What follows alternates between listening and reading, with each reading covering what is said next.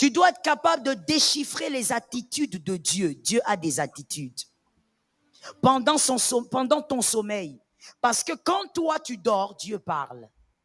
Mais pas seulement par les rêves. Il peut faire réagir ton esprit, il peut faire réagir ton âme. Parce que Dieu veut te communiquer quelque chose. Dieu parle. Parlons un peu des attitudes de Dieu pendant notre sommeil. Attitudes de Dieu pendant notre sommeil.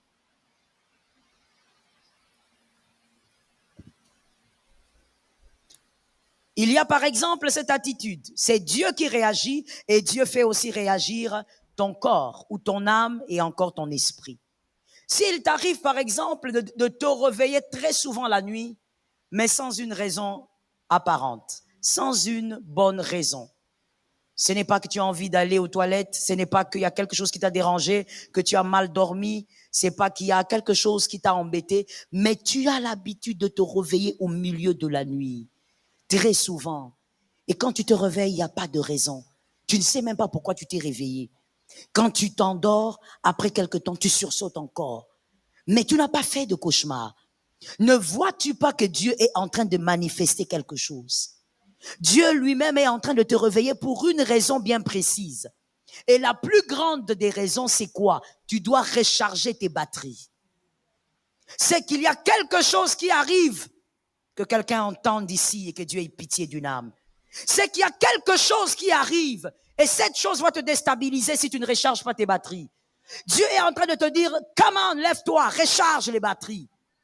Toi, quand tu te réveilles plusieurs fois, comment tu es là en train de regarder, de tourner tes yeux comme ça, comme les guides d'une montre, au lieu de comprendre, c'est un langage. Ça fait partie des attitudes de Dieu pendant le sommeil de l'homme. Tu te lèves et tu commences à prier. Pas prier comme tu fais là, en train de dormir en même temps, en train de te gratter dans tous les sens. Mon frère, un peu de sérieux pour ta propre vie. Tu te lèves et tu pries. Si tu veux rester assis, sois sûr que tu ne dormiras pas. Recharge les batteries. Parce que tu dois savoir que si tu ne recharges pas tes batteries, ce qui doit arriver arrivera. Ah oui. Ce qui va arriver arrivera. C'est-à-dire le problème que Dieu a vu, qui s'approche de ta maison, qui s'approche de ta vie, va arriver. Et lorsque ça va arriver, ça te trouvera faible. Ça risque de dévaster ta maison. Combien de fois j'ai vu des femmes dire, j'ai entendu et vu des femmes dire, je ne reconnais pas mon mari. Ça ne peut pas être lui. Ma sœur, quand le diable est en train de rôder autour, tu ne peux pas croire maîtriser la situation. Comme tu es là, tu ne maîtrises pas ton mari. Je n'ai pas entendu. Quand tu n'as pas répondu, ça veut dire tu dis le contraire. Bon, tu es libre. Je reprends quand même. Comme tu es là, tu ne maîtrises pas ton mari. Comme tu es là, tu ne maîtrises pas tes enfants. Il y a seulement Dieu qui est capable de tout maîtriser. Quand le même Dieu là te réveille comme ça, plusieurs fois la nuit, c'est l'un des langages de Dieu. Tu peux pas être là, tu te lèves comme ça et puis tu vas aux toilettes et tu reviens. Que Dieu ait pitié de toi. Il ne s'agit pas de chercher le sommeil. On t'a réveillé pour recharger les batteries. Ce que tu as comme charge, c'est peu. Est-ce que quelqu'un m'entend? Si tu sais que tu vas sortir et que là où tu vas aller, il n'y aura pas possibilité de charger ton téléphone, tu vas t'organiser pour le charger convenablement. Afin que tu ne sois pas lobat quelque part. Ton esprit a besoin aussi d'être rechargé. C'est l'esprit qui affronte les esprits. L'âme n'affronte pas les esprits. La chair n'affronte pas les esprits. L'esprit affronte l'esprit. Maintenant, quand l'esprit là va venir, un esprit, prenons seulement un esprit humain, un sorcier là qui s'amuse à venir vous ruiner, vous les hommes et les femmes de la famille. Quand il vient la nuit, il te trouve là en train de ronfler. Et non seulement toi tu ronfles, parce qu'il faut tenir compte du fait que quand tu dors, c'est ton corps qui dort, ton âme est en repos, mais l'esprit ne dort pas. Donc ton esprit, il est là, il voit, mais il est incapable. L'esprit humain vient, il le traumatise. Ton esprit est là, comme quelqu'un qu'on a ligoté, il peut rien faire. Pourquoi? Parce que toi, tu n'es pas vigilante, tu n'as pas compris que quand Dieu t'a réveillé plusieurs fois, c'était pour te dire, il y a un combat, recharge. Commence à prier. Commence à louer le Seigneur, commence à adorer, mais recharge les batteries. Est-ce que quelqu'un m'entend? La Bible a raison quand elle dit, il n'y a aucune tentation qui ne soit plus forte que vous. Aucune. Aussi, il n'y a aucun combat qui n'est plus grand que toi. Si tu n'arrives pas à vaincre, c'est parce que tu as été distraite quand il fallait recharger. Tu as été distraite quand il fallait emmagasiner de l'énergie spirituelle. L'une des attitudes de Dieu pendant que nous dormons, il vient vous réveiller sans arrêt. Il y a même des gens, Dieu les tourmente à un niveau, mais lui aussi, il est à un niveau d'ignorance incroyable. Il va se réveiller, des fois même il s'étonne. C'est étonnant, aujourd'hui je suis allé aux toilettes plusieurs fois. C'est anormal. Mais il comprend toujours pas. Il cherche toujours le sommeil. Mon frère, quand Jésus fait fuir le sommeil, toi tu cherches. Jésus fait fuir le sommeil parce que tu dois recharger les batteries. Toi tu cherches. Peut-être qu'en ce moment-là, Jésus est en train de voir combien le cœur de tes enfants sont en train de se détruire. Il est en train de voir, il dit, cette femme doit prier, sinon elle va perdre ses enfants. Peut-être pendant ce temps-là, Jésus est en train de voir comment on complote contre toi quelque part. Il veut que tu recharges avant qu'on t'affronte. Toi, tu dors. Que Jésus t'en délivre. Deuxième attitude de Dieu pendant notre sommeil. Au milieu de la nuit. Souvent, c'est au milieu de la nuit. Au milieu de la nuit. Comme même quand on a arrêté le Christ, c'était au milieu de la nuit. Au milieu de la nuit, vous constatez que vous avez une grande peur qui vous envahit. Vous n'avez pas reçu de mauvaises nouvelles. Vous n'avez pas entendu quelque chose de traumatisant. Mais vous sentez une très grande peur vous envahir. À l'occasion de rien du tout. Au milieu de la nuit. Soit une grande peur ou encore une très grande tristesse. Vous vous sentez très triste du coup. Vous vous réveillez au milieu de la nuit et vous vous sentez vraiment triste. Et vous ne comprenez pas pourquoi, parce qu'il n'y a pas de raison. Là, c'est un grand langage de Dieu, un très grand, qui est en train de vous dire deux choses à retenir pour la vie et à écrire. La première chose, Christ est en train de vous dire, un deuil arrive. Et c'est inévitable. Quelqu'un d'important va tomber. Ou alors, Christ est en train de te dire, prie pour éviter ça. Mais en tout cas, il s'agit d'une mort. Une mort. Peut-être que pendant que Dieu t'a réveillé, dans le monde de ténèbres, on est déjà en train de ligoter une personne de ta famille, un membre de ta famille. On est déjà en train de condamner, on est déjà en train de dire, cette date ici, tel va mourir. Et on est en train de sceller avec des rituels.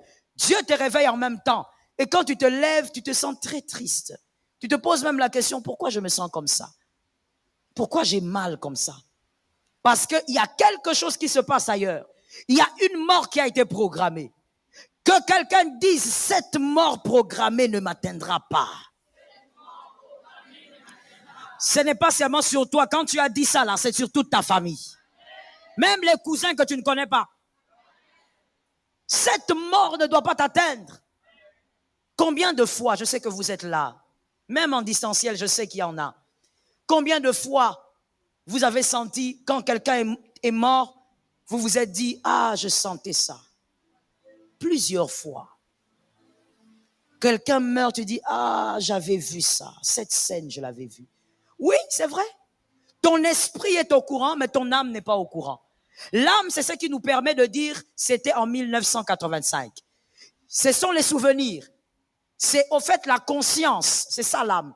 Mais l'esprit très souvent est au courant des choses que l'âme ne connaît pas. Ce qui fait que tu peux dire, je sens que quelque chose va arriver. Tu sens, mais tu ne sais pas. Parce que ton esprit est informé, mais l'âme n'a pas d'information. L'âme n'a aucun nom. L'âme n'a aucune date. Donc ton âme dit, je ne sais pas. Mais l'esprit sent qu'il y a quelque chose de mauvais qui va arriver. Est-ce que quelqu'un m'entend? Et donc quand tu te sens comme ça au milieu de la nuit, commence à prier. Commence d'abord à chasser l'esprit de mort. Commence à déclarer que le pouvoir de mort ne doit pas agir sur toi. Est-ce que quelqu'un m'entend? Dis à ton frère, le pouvoir de mort ne doit pas agir sur ma vie. Il faut apprendre à confesser la vérité et la bonne chose, ok? C'est en confessant de la bouche qu'on parvient au salut. Dis à une voisine, à un voisin, le pouvoir de mort ne m'atteindra pas. Donc, quand tu vois ces deux choses, tu dois être capable de comprendre que ta nuit n'est pas normale. Elle n'est pas ordinaire. Dieu a parlé. Il faut réagir face à ce que Dieu a dit. Est-ce que quelqu'un m'entend bien? Il y a une dame, au nom de Jésus, que ça ne t'arrive pas. Au nom de Jésus, que ça n'arrive jamais à ta maison. Au nom de Jésus, que ça n'arrive jamais aux enfants de tes enfants. Au nom de Jésus, que ça n'arrive jamais aux enfants des enfants de tes enfants. Que ça n'arrive pas dans ta lignée au nom de Jésus. Il y a une femme qui dormait avec son mari. Dormait. Une femme forgée doit être une femme de prière. Une chrétienne doit être une femme de prière. C'est la femme qui bâtit. Il faut être une femme de prière. Quand on dit prier, ce ne sont pas les choses. Il faut prier. Elle dormait avec son mari. À un moment donné de la nuit, elle se réveille. Elle va aux toilettes, elle rentre. Elle dort. À un autre moment, elle s'élève encore. Elle sursaute au fait. Et quand elle sursaute, elle regarde, il n'y a rien. Elle dort. Et puis cette fois-là, Dieu est un Dieu d'amour. Dieu réveille son mari se réveille, il dit, réveille sa femme. J'ai fait un cauchemar. J'ai fait un rêve bizarre. C'est quoi ton rêve? Non, c'est pas important, prions. Bon, d'accord. Pendant que l'homme est en train de prier, la femme dort. Tu fais, mais c'est toi. Tu dors toujours quand il faut prier la nuit, non? Elle dort. Son mari est arrivé, chérie, hein? Mais on prie. Je te dis que je fais un rêve bizarre. Oui, je prie. Elle prie. Le diable est mauvais. Il n'est pas ton ami. Il ne deviendra jamais. Il a combattu Dieu. C'est pas toi qu'il va gérer. Il dit, mais prions. Il dit à sa femme, prions. La femme dit, mais je prie. Elle prie, elle ferme les yeux. Elle est encore en train de dormir. Le diable, comme il n'est pas loin, son mari se fâche. Il dit, mais toi, tu es comment? Je te dis de prier. La colère monte. La femme aussi monte. C'était des moments de prière, c'est devenu des moments. Voilà. C'est ça les foyers, les mariés. N'est-ce pas? C'est devenu le moment de dispute. Ça s'est transformé. Dans une fraction de seconde, ils ont commencé à se disputer là comme ça. C'est devenu chaud. Non, mais pendant qu'ils sont en train de se disputer, je disais au nom de Jésus, ça n'arrivera pas. Non, cette histoire m'a fait froid au dos. Pendant qu'ils sont en train de se disputer dans la chambre, ils écoutent seulement la porte. Papa. Papa qui arrête là-bas, qui va ouvrir la porte, il voit son fils aîné, il va encore gueuler sur lui, le garçon de 12 ans. Quoi? Il dit, viens voir. Je veux masquer ça. Viens voir Niclette. Niclette, c'est la petite sœur du garçon. Papa qui dit, va d'abord là-bas. Papa, viens voir. Papa va voir Niclette. Papa regarde Niclette, elle est raide. Papa soulève l'enfant, elle avait, je crois, 4 ou 5 ans, si je me souviens bien. Papa lève sa fille. Il sent que sa fille, elle devient froide, elle respire presque pas. Il court maintenant dans la voiture. Maman aussi sort là-bas pour dire, c'est quoi? Où est-ce que tu es? En fait, maman, elle suit papa pour continuer la dispute. Les mariés donnent un amen. Les mariés ne savent pas que c'est comme ça. C'est comme ça. Donc la femme, là, au lieu même de se calmer, non. Ça veut dire le diable, il aime passer par la femme, comme depuis le début. Elle suit son mari, c'est pas pour savoir pourquoi l'enfant toquait, c'est pour aller continuer la dispute. Elle n'a pas fini. Elle n'a pas fini de vomir. Et quand elle suit le gars, elle voit son gars monter dans la voiture, elle regarde, elle voit les pieds de sa fille. Elle vient là maintenant, c'est quoi? Elle regarde sa fille, les yeux retournés. C'est là maintenant que le pagne aussi saute. Comme la femme sait le faire, elle commence à... Le diable, il avait déjà fixé tout un schéma. Dieu, avant même que le diable ne commence l'opération, Dieu avait déjà commencé à réveiller la femme. Avant même que l'homme fasse le cauchemar, pour maintenant amener les gens à réaliser qu'il y avait un danger, n'est-ce pas que Dieu avait commencé déjà par la femme? Avant que le diable ne t'attaque, Dieu va déjà commencer. Il va commencer à te révéler, mais le problème avec toi et moi, c'est qu'on n'est pas vigilant du tout. Ils sont allés à l'hôpital. Maman, je veux taire le nom de l'hôpital. Quand ils arrivent à l'hôpital, ils descendent l'enfant, ils amènent la civière, ils regardent, ils disent, ah, vous nous avez amené un cadavre. Quand la dame là m'a appelé, oh maman, moi je ne quitterai pas ici. Maman, viens, l'enfant va ressusciter. Je lui ai dit, tiens, que tu dis là, sur ta tête. Arrière de moi, Satan. Tu m'appelles moi là, que je quitte ce que je suis en train de faire pour aller là-bas. Pourquoi? Alors que Dieu n'avait même pas prévu qu'un pasteur intervienne. Dieu avait prévu que toi-même tu t'élèves parce que la fille était attaquée. Si elle s'était réveillée, compris le sens de son réveil, elle avait prié, elle serait réveillée ce matin avec sa fille. Mais voilà, non seulement elle n'avait rien capté, mais même quand Dieu touche son mari, elle dort. Bien aimé, moi je n'ai jamais donné tort aux personnes qui pensent que les gens qui aiment dormir pendant la prière sont envoûtés. Oui, maman, je n'ai jamais donné tort aux gens qui prêchent ça. Ce n'est pas normal. Parce que toi, si tu te mets à regarder la télé, tu ne vas pas dormir. Tu te mets à regarder ta série là, qui ne fait rien dans ta vie là, tu vas pas dormir. Mais c'est seulement quand on commence seulement à prier, quand on commence à prêcher, surtout quand on prêche les liens de votre famille. Congratulations, Mom and Dad. Your life now revolves around sports. You're the captain. Everett, Neela! Come on, Neela, baby, let's go. The bus driver. The fans. The ref. Guys. The equipment manager. The cheerleader. But you wouldn't trade it for anything. Welcome to Sporthood. DSG, only at Dick's.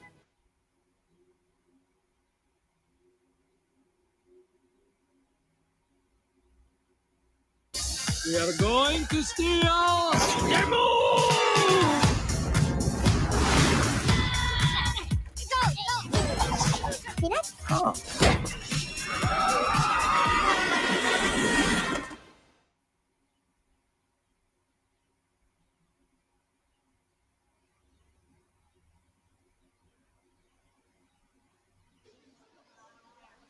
Tu cherches dans l'église la position, tu cherches la colonne la plus solide. Tu cherches, quand tu touches la moquette ici, tu dis, ça c'est dur. Tu vas près de la chair, tu t'étales là-bas comme si tu mets ton lonacé. Non, tu es en train de dormir. Certains sommeils sont des sommeils d'envoûtement. Comment ça? Toi, tu as déjà vu quelqu'un, on lui donne on lui donne par exemple le contrat de travail, et on veut l'engager, on lui donne son contrat, on dit signer, il commence à dormir. Certaines choses ne sont plus logiques. Il y a des sommeils bizarres, ma sœur. Cette femme a perdu l'enfant. Et puis elle me dit, pasteur, si j'ai bien compris, j'ai perdu ma fille. J'ai dit, mais qu'est-ce que tu veux que je te dise? Je veux répéter seulement ce qu'on t'a déjà dit. Tu as perdu ta fille. Tu as perdu sa fille. Quand je les ai reçus je sais plus c'était quand là, je les ai reçus.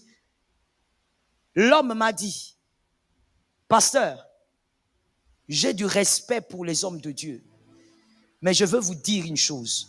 C'est que j'ai décidé que ça soit d'abord comme ça. Et moi, je connaissais la décision. Quand un homme te dit ça, ça veut dire quoi? Il a dit, cette femme-là, qu'elle soit d'abord loin de moi. Si elle ne veut pas quitter la maison, moi, je vais quitter la maison. Je lui laisse la maison. Mais je veux d'abord qu'elle soit loin de moi. Moi et mon fils, qu'on soit d'abord loin. Il n'oubliera pas qu'il t'avait réveillé et que tu dormais. Comment il va faire pour oublier? Même si c'était l'inverse, ma soeur, parce que quand l'homme a parlé, il était tellement triste là et tout. Ah, des fois, vous savez, ça fait mal quand vous voyez un père pleurer parce qu'il a perdu son fils ou sa fille. Ça fait mal. J'ai toujours dit, il y a des choses qu'il faut jamais vivre dans la vie. Perdre ton sang, enterrer l'enfant. Jamais. Que Dieu épargne au nom de Jésus. Enterrer l'enfant. Donc moi, je te dis que quand je regardais ce monsieur pleurer, je disais au Seigneur, Père, je veux même pas savoir quel type de douleur il a. Épargne mon âme. Parce que tu sens comment un homme pleure du fond de son âme. Et quand il pleure, il cite le nom de sa fille.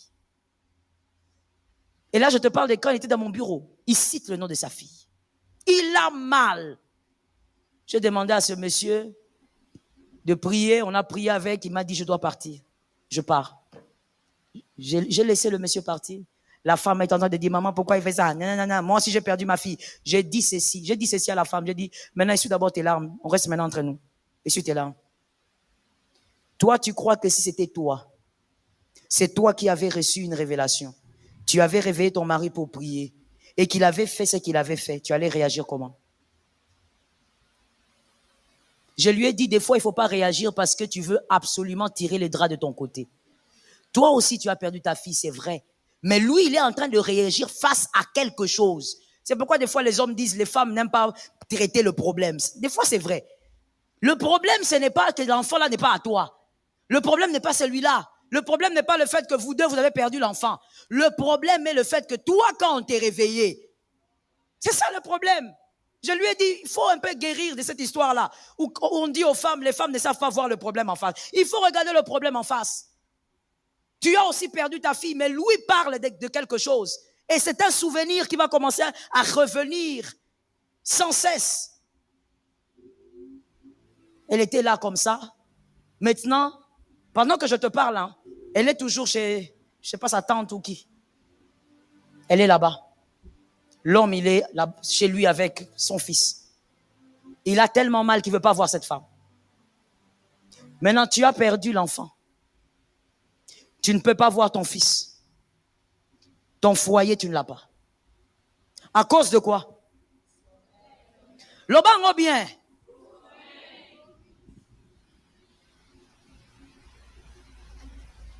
Certaines choses, quand vous voyez Christ martelé dessus, ça peut sembler ordinaire, mais c'est parce que le diable peut passer par là pour faire des dégâts.